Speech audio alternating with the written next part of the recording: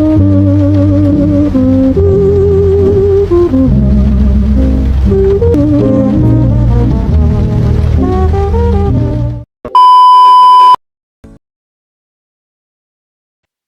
semua, perkenalkan saya Saskia Jelita Sibuya dengan NIM 2316151004. Di sini kita akan membahas tentang vitamin.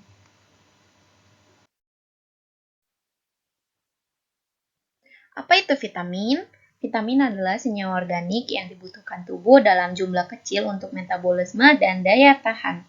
Sumber vitamin berasal dari makanan seperti buah, sayur, daging, dan susu, atau suplemen.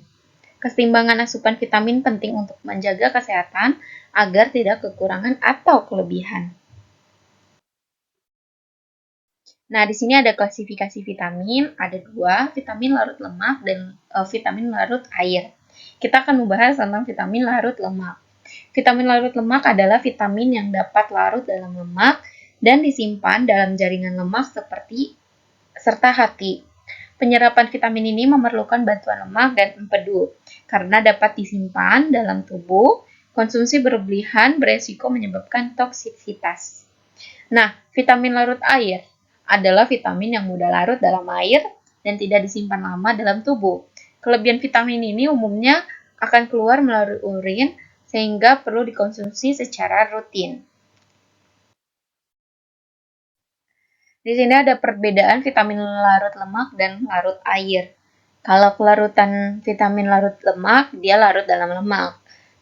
Sedangkan kelarutan dalam vitamin larut air, ya dia larut dalam air. Penyimpanan. Vitamin larut lemak ini disimpan di dalam hati dan lemak. Sedangkan vitamin larut air, dia sedikit disimpan. Nah, ekresi. Vitamin larut lemak ini ekresinya lambat. Nah, kalau vitamin larut air, dia cepat melalui urin. Lalu resiko toksisitas, dia lebih tinggi di larut lemak dan lebih rendah di larut air.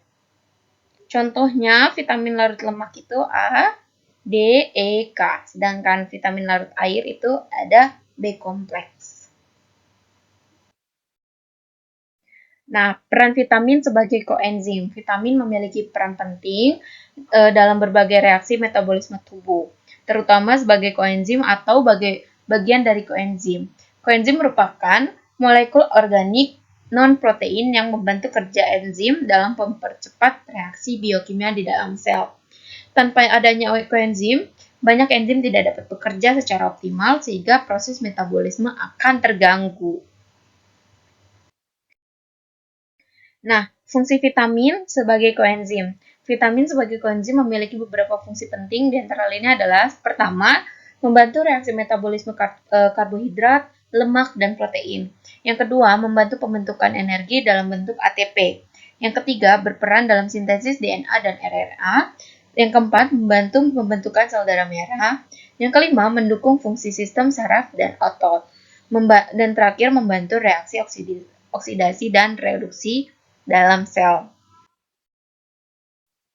Nah, contoh vitamin dan koenzimnya. Vitamin B1 atau tiamin, ini bentuk koenzim aktifnya adalah tiamin pirofosfat atau TPP, berfungsi sebagai metabolisme karbohidrat.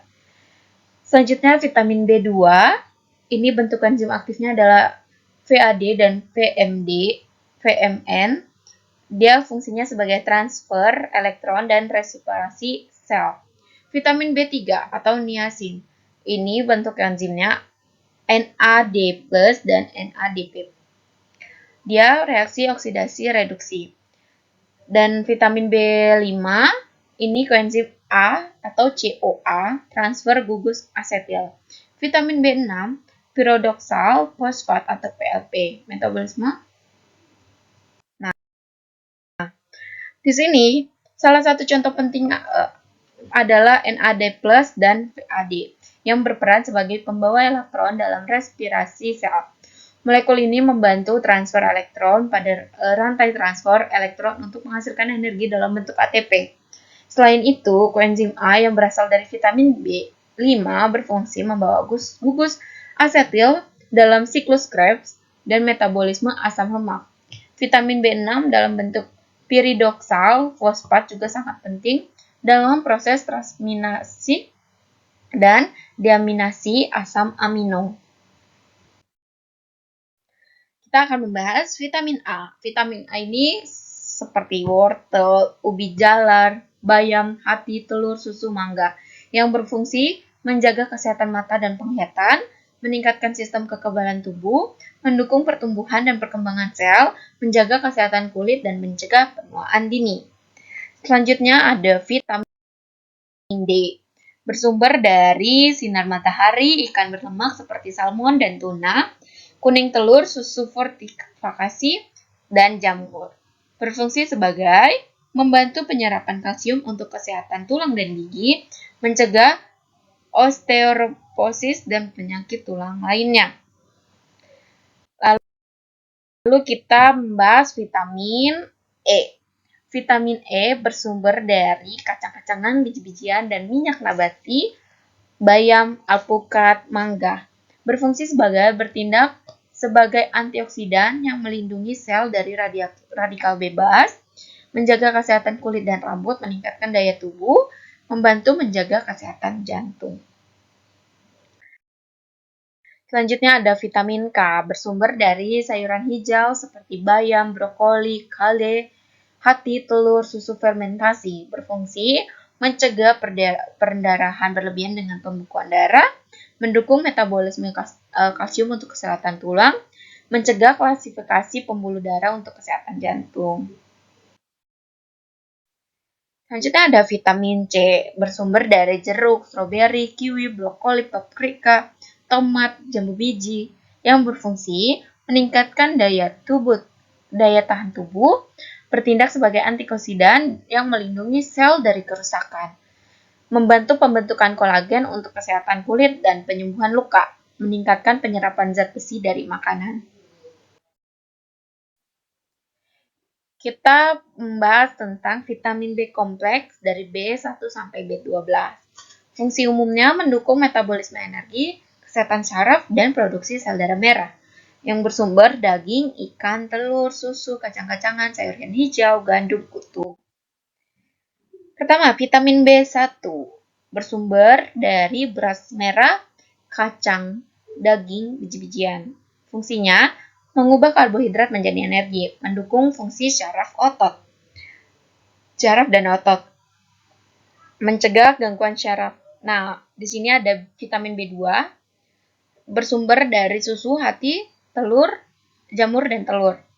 Membantu produksi energi dari makanan, menjaga kesehatan kulit, mata, dan syaraf. Selanjutnya ada vitamin B3.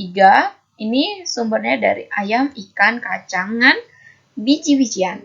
Berfungsi mendukung metabolisme energi, membantu fungsi otak dan sistem syaraf, menjaga kesehatan kulit dan sistem pencernaan. Selanjutnya ada vitamin B5 dari sumbernya jamur, alpukat, brokoli, daging. Dia membantu produksi hormon dan enzim, mendukung metabolisme lemak dan protein serta karbohidrat. Selanjutnya vitamin B6. Dia bersumber dari pisang, kentang, ayam, ikan. Berfungsi membantu produksi sel darah merah dan neurotransmitter, mendukung kesehatan otak dan saraf, berperan dalam metabolisme protein. Sedangkan vitamin B7, ini sumbernya telur, kacang, gandum utuh. Fungsinya menjaga kesehatan rambut, kulit, dan kuku, mendukung metabolisme energi. Nah, hubungan vitamin dengan metabolisme. Peran vitamin sebagai koenzim menunjukkan bahwa vitamin sangat penting dalam metabolisme seluler. Jika tubuh kekurangan vitamin tertentu, maka aktivitas enzim yang bergantung pada vitamin tersebut akan menurun. Akibatnya, proses metabolisme terganggu dan dapat menyebabkan berbagai penyakit deviasi. Sebagai contoh, kekurangan vitamin B1 dapat menyebabkan gangguan metabolisme energi dan penyakit beriberi. Kekurangan vitamin B3 dapat menyebabkan pellagra. Nah, kesimpulan pada kali ini adalah vitamin sangat penting bagi tubuh. Secara umum, vitamin berperan sebagai koenzim yang membantu kerja enzim dalam berbagai reaksi biokimia.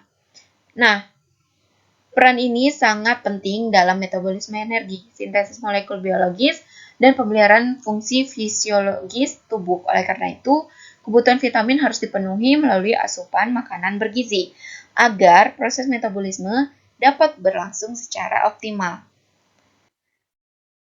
Baik, sekian penjelasan kali ini. Kurang lebihnya mohon dimaafkan. Bye-bye, see you on the next video.